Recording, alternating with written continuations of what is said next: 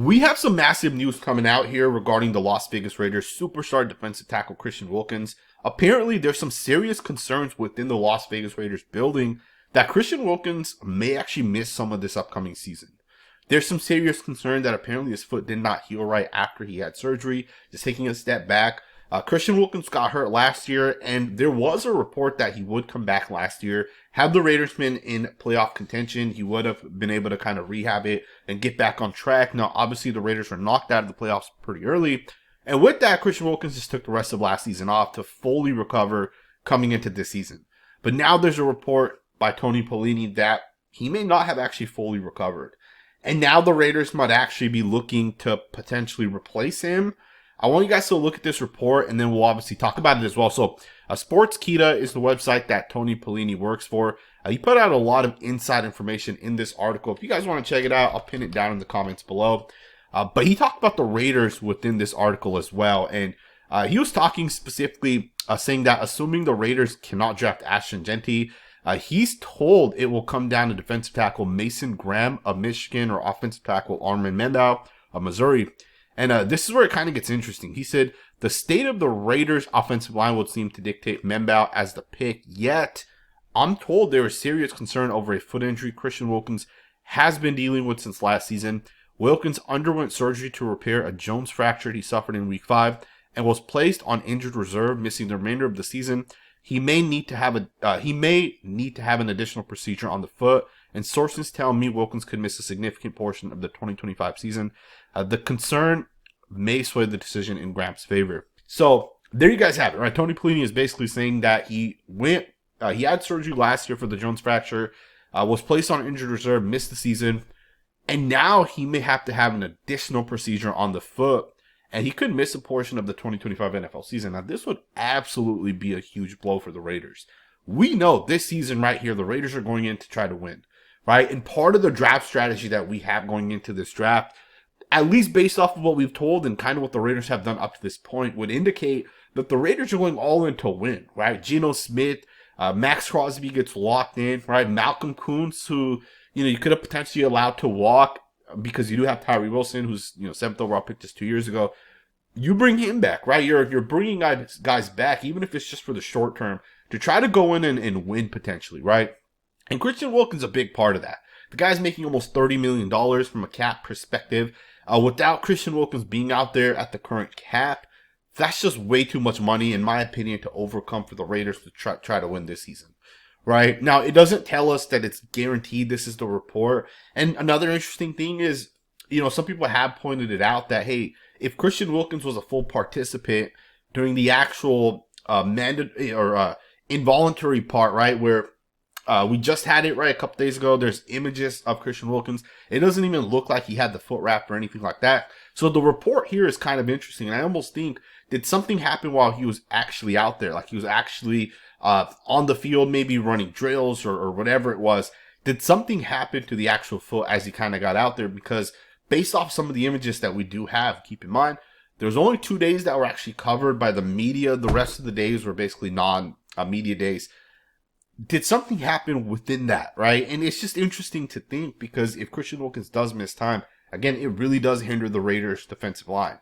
But I'll be the first to tell you guys as well, if Christian Wilkins, who is under contract for the next 3 seasons, if Christian Wilkins is not going to be able to play for, let's say, 8 weeks, does it make sense to say we're going to draft a completely different defensive tackle to replace a guy out for 8 weeks, given that he's locked in for the next 3 seasons? To me, that wouldn't make sense. That would be bad value, however you look at it.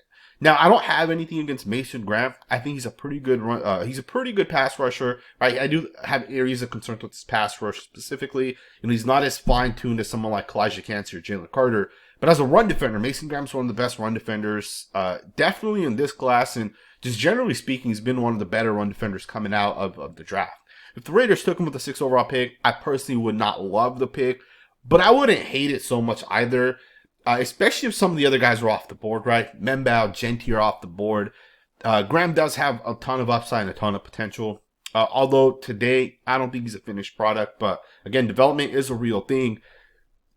But would the Raiders draft him? And it's just an interesting question. But more than that, is the foot injury serious? And I think we'll probably find that out over the next couple of weeks. The Raiders will draft obviously tomorrow, and then right after the draft, there's a good chance we're going to get a presser from Pete Carroll and John Spytek right after the draft. If not, first thing Friday morning, we'll get a presser. And within that, I'm sure some of the Raiders beat reporters will ask about Christian Wilkins' health. Is the foot injury legit? Is it not?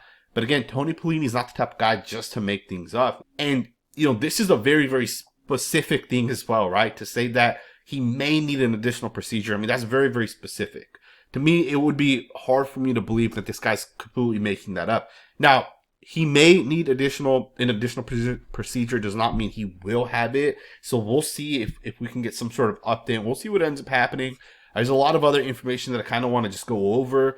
There's a couple of legit reports that I want to get into here in a second, but I do also want to just give you guys a quick wrap up of who the experts have the Raiders taking at pick 6. Now, keep in mind, this is all of like the guys, like the large experts, right? This is their final mock draft, right? So you got guys like Todd McShay and Joe Klatt, guys that kind of do this for a living. And this is the final mock draft that these guys have. Now, this does not have guys like Mel Kiper, for example, who I don't think has put it out yet. He'll probably put his final out tomorrow at some point. But you do got a couple of varying opinions. Calvin Banks, Todd McShay, who I think is one of the widely respected analysts out there.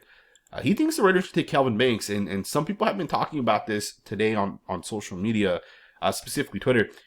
Would Calvin Banks be a bad pick for the Raiders with that pick? I think it's a definitely interesting pick, right? I'm not sure if he's going to be an offensive tackle when he gets into the NFL. And if the Raiders take Calvin Banks with the 6th overall pick, and this is one of the things a lot of people have been saying on Twitter, is it would be a mistake because he's most likely going to be a guard in the NFL, which I kind of agree with as well, right? Especially given some of the measurements. And then even then, he struggles sometimes on tape to really anchor down. Although that part of your game you can develop and get better at, I think for the Raiders, taking him would be a mistake with the 6th overall pick. I think he projects better as a guard. And to me, you could get a guard just as good, if not better, in the 2nd or 3rd round, right? To me, if the Raiders draft Calvin Banks, that could probably also indicate that the Raiders are looking to move off of Kolton Miller, especially given that Calvin Banks is a left tackle. Yeah, you can switch over to right tackle and play right tackle. And I'd also assume if you're taking Calvin Banks, it's because of the fact that Armin Membau is off the board, potentially even Will Campbell. It'd be interesting however you kind of look at it, right? But I do find it hard to believe the Raiders will take a left tackle that high. Now, if you took a guy to play right tackle, that could make sense. But again, Armin Membau is the better tackle, right? When you compare him and Calvin Banks. Peter Schrager has the Raiders taking Armin Membau. I could agree with that. Rich Eisen has us taking Jalen Walker. I'm not as high on Walker. I do understand the potential and the upside, but, at some point, take the potential and upside and just put that to the side and take the best tape. Take the best production, especially when it's going to translate, right? To me, Jalen Walker played a lot of linebacker. Linebacker is a system position, in my opinion. You can find the best linebacker in the NFL in the 4th round.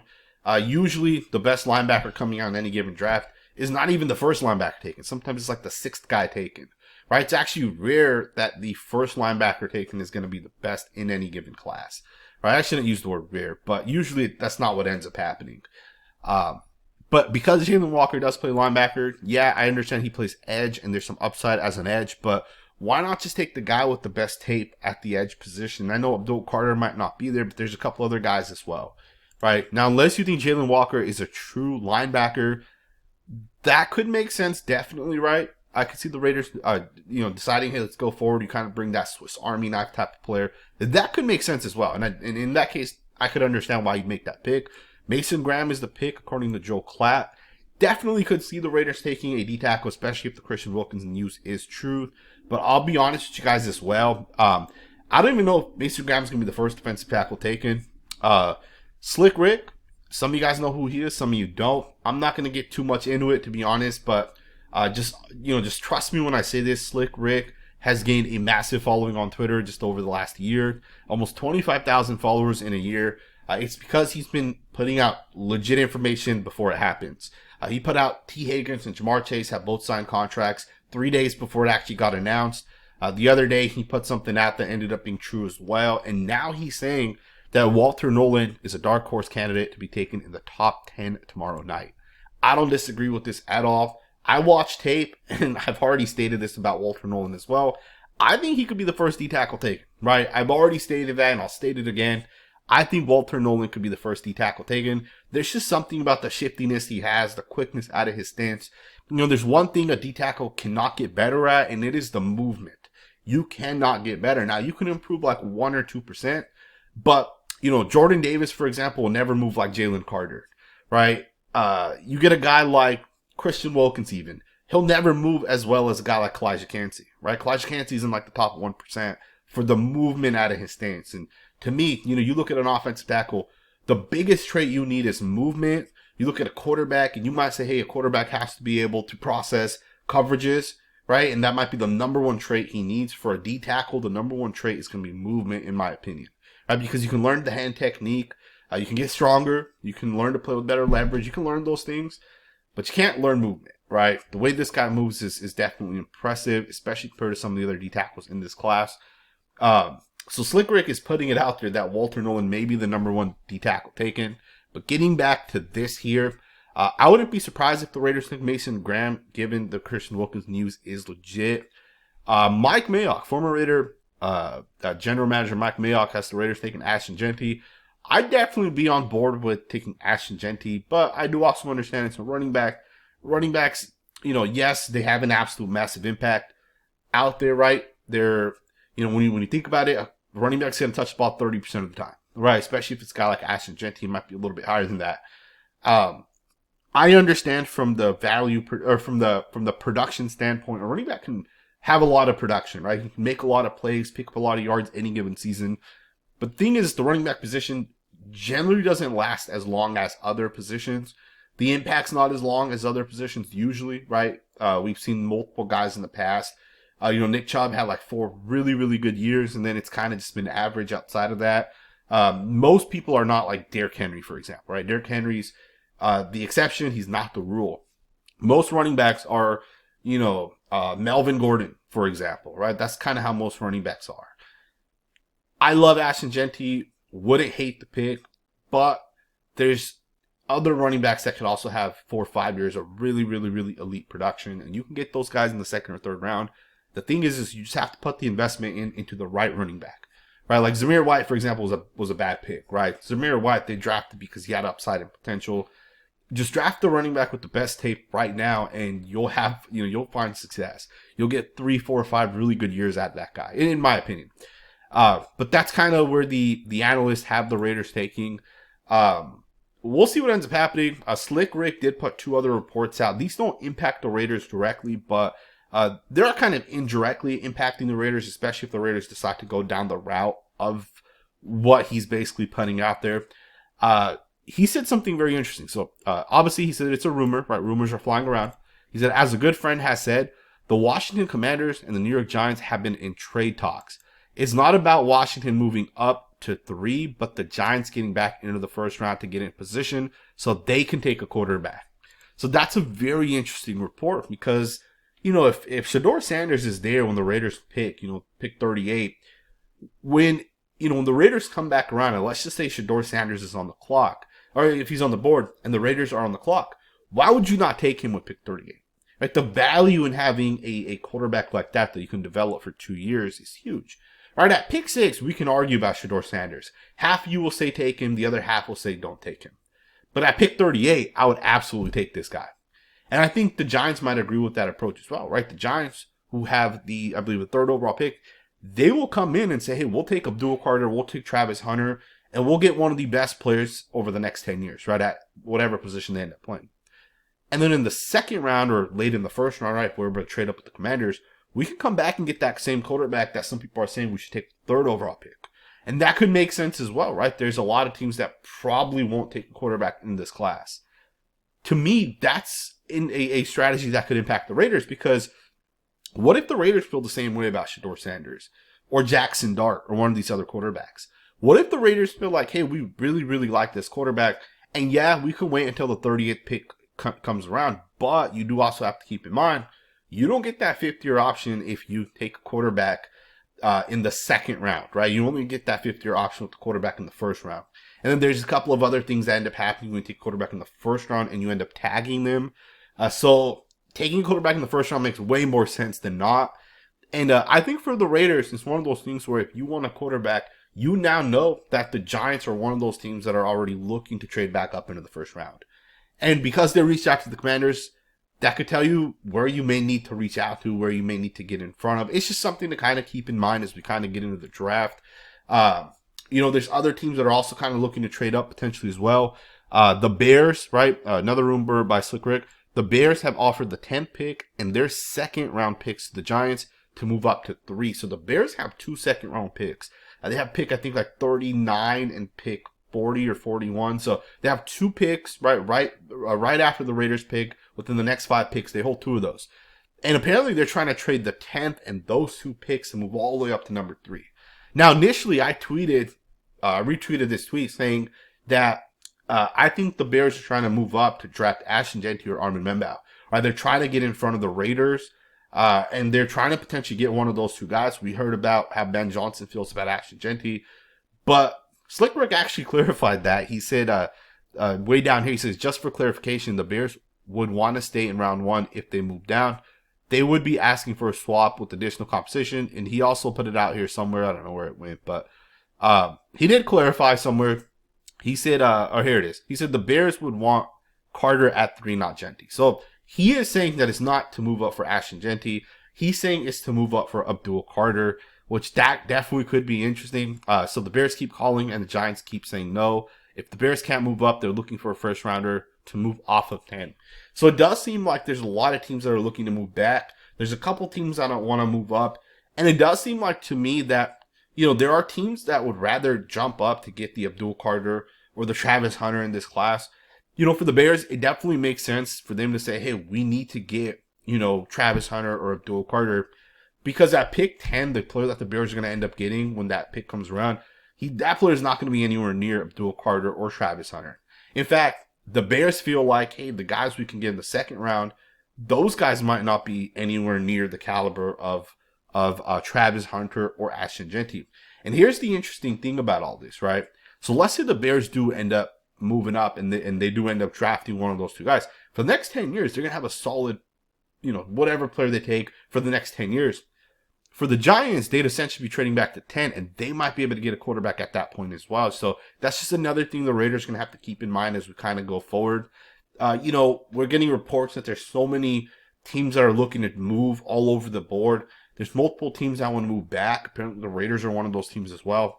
And again, it's all rumors, it's all reports, but we do have to realize that a lot of the times, the Raiders general manager might pick up the phone and call the 49ers general manager, and they might speak, and that conversation might not ever go anywhere, right? And then the Bears might call the Giants, and that conversation may not ever go anywhere. And I think that happens a lot more than people realize. And then I think teams like the Niners and the Bears might even reach out to, whatever insider it is. Maybe it's Tom Pelissero, maybe it's Adam Schefter. They might actually leak that information in the hopes that someone else reaches out to them and says, hey, we'll let you move up, right? To me, I think a lot of what we're hearing, a lot of it's true, especially if you're going to the right sources.